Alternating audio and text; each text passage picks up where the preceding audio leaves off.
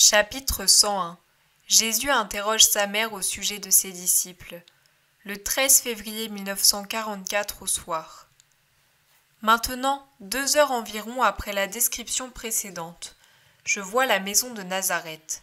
Je reconnais la pièce de l'adieu qui donne sur le petit jardin où tous les arbres sont couverts de feuilles.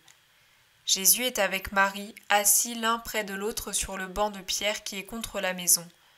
On dirait que le souper a déjà eu lieu. Les autres, s'il y a encore quelqu'un car je ne vois personne, se sont déjà retirés. La mère et le fils font réciproquement leurs délices d'une douce conversation. La voix intérieure me dit que c'est l'une des premières fois que Jésus revient à Nazareth, après le baptême, le jeûne au désert, et surtout la constitution du collège apostolique. Il raconte à la mère ses premières journées d'évangélisation, les premières conquêtes des cœurs. Marie est suspendue aux lèvres de son Jésus. Elle est plus pâle, plus maigre, comme si elle avait souffert ces derniers temps. Sous ses yeux se sont creusées 2 cernes, comme chez ceux qui ont beaucoup pleuré et réfléchi. Mais en ce moment, elle est heureuse et sourit. Elle sourit en caressant la main de son Jésus. Elle est heureuse de l'avoir là, de rester cœur à cœur avec lui, dans le silence de la nuit qui tombe. Ce doit être l'été, car déjà le figuier a ses premiers fruits mûrs, qui pendent jusqu'aux approches de la maison. Jésus en cueille quelques-uns, en se mettant sur la pointe des pieds, et il donne les plus beaux à sa mère.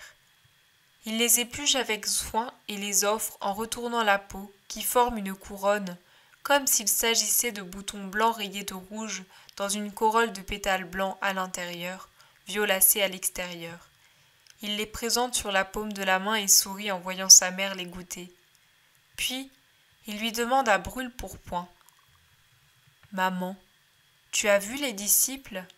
Qu'en penses-tu » Marie, qui allait porter à sa bouche la 3e figue, lève la tête, suspend son geste, tressaille, regarde Jésus. « Qu'en penses-tu maintenant que je te les ai tous montrés » répète-t-il. Je crois qu'il t'aime et que tu pourras beaucoup obtenir d'eux. Jean, aime-le, comme tu sais aimer. C'est un ange. Je suis tranquille à l'idée qu'il est avec toi. Pierre aussi est bon, plus dur parce que plus âgé, mais franc et convaincu. De même son frère, ils t'aiment comme ils en sont capables à présent. Plus tard ils t'aimeront davantage. Même nos cousins, maintenant qu'ils sont convaincus, te seront fidèles. Mais l'homme de Kériote, celui-là ne me plaît pas, mon fils. Son regard n'est pas limpide, et son cœur encore moins. Il me fait peur. Il est tout à fait respectueux à ton égard.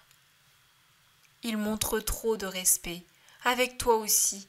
Il est parfaitement respectueux, mais pour lui tu n'es pas le maître. Tu es le futur roi dont il espère tirer des avantages et du prestige. Il n'était rien, à peine plus que les autres à Kériote. Il espère jouer un rôle important à ton côté. Mais, ô Jésus, je ne veux pas manquer à la charité, mais je pense, même si je ne veux pas y penser, que dans le cas où tu le décevrais, il n'hésiterait pas à prendre ta place ou à tenter de le faire. Il est ambitieux, avide et vicieux.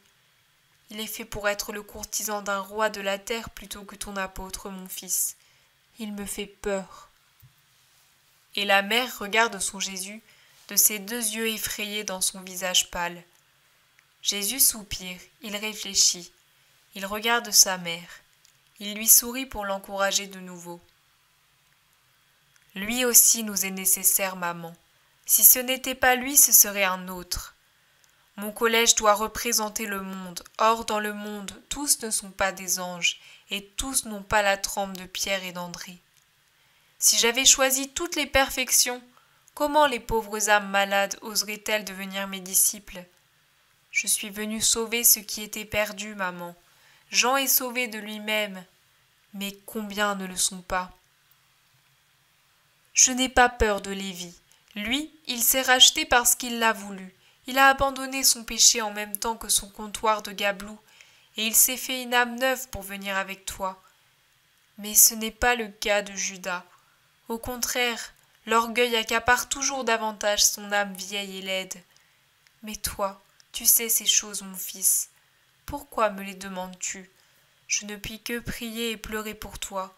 Tu es le maître, même de ta pauvre maman. La vision s'arrête ici.